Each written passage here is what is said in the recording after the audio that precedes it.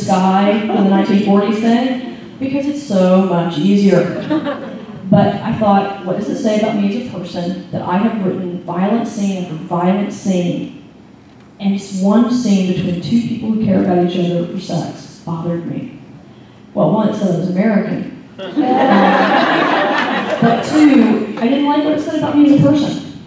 I didn't like it, so I decided I would do the same care that I put into a violent scene into my sex scenes. And that's what I do. Next question. Kelly Grimm, will there ever be a book with Anita and Olaf again? A final showdown. We had that one. Apparently it's very popular. And I already answered the question, but Olaf is, I think it will be the book after this, unless that's the book we go to England then. And if it's in England, he won't be there. I hope he won't be there. Next one. Lenore Seaburn-Crabille.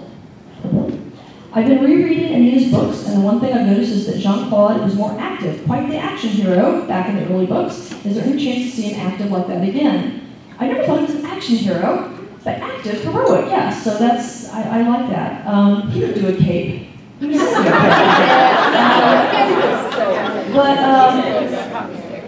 I don't know if I can be more active. He's now the general, and the king. He orders people to do the dangerous stuff, because if he died, it would be bad. You want your king to live. 1, 2, 3, 4. And Dominica Sterling. Will there ever be a movie to your awesome books? Wait, we answered that one. We'll just go. So, all the way to the last one. Danny Price. Will we see more interaction between Anita and Jade? I know that this is a sensitive subject for some readers who have become accustomed to the heterosexual dynamic that is Anita's relationships, while only delving into the homosexual between a select few of Anita's men, Jean-Claude Nasher, as well as Mike and Daniel. That just happens. One of the things we debated on this book, whether it would be called Jason or whether it would be called Jade, because Jade is on stage more than she's ever been before in this book, because this book is about Jason. Jason is actually in love for the first time. He's in love with JJ, the person from his high school that he, they're in love, like love. Never thought Jason would get there. This is Jason's wanting to figure out if they can actually work this out. How can you be with Jean-Claude and his world and also have a real relationship since she lives in New York? LDR, long-distance relationships. But Jade gets to say on stage that she is unhappy with Anita not paying more attention to her. And we get to see Anita try to date a woman. And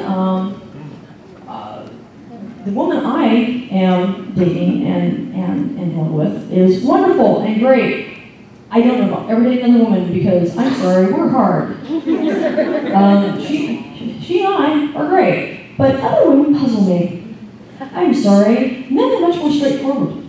You kind of know where you stand. Now, they're not all great either, but I understand men. And since I am a woman, I really thought he'd give me a heads up, a step up. I really thought I'd have at the head of the game. No. So no. Apparently, I'm just not girl enough to understand those women. I don't know.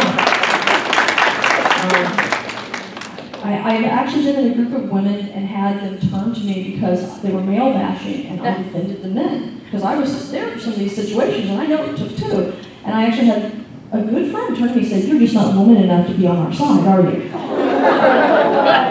And I went, "Well, last I checked, I have all the parts, but if you mean let you trash talk when you don't deserve to, then no. We don't do that much. But yes, actually, this book was almost called Jade, but it's really Jason's book. We just get to see Jade on stage more, and I don't want to give away too much. I don't know how much. I think I have to stop now. Yes, my husband's shaking his head. I have to stop now. A wise man. All right. I don't know what time it is. You have time for one more question. I have time for one more question. Or You can stand up and wave. I have one. Somebody what? Introduce my husband. Yeah. He's actually taping. Videotape. So if he, I don't know if he's going to introduce himself and tape.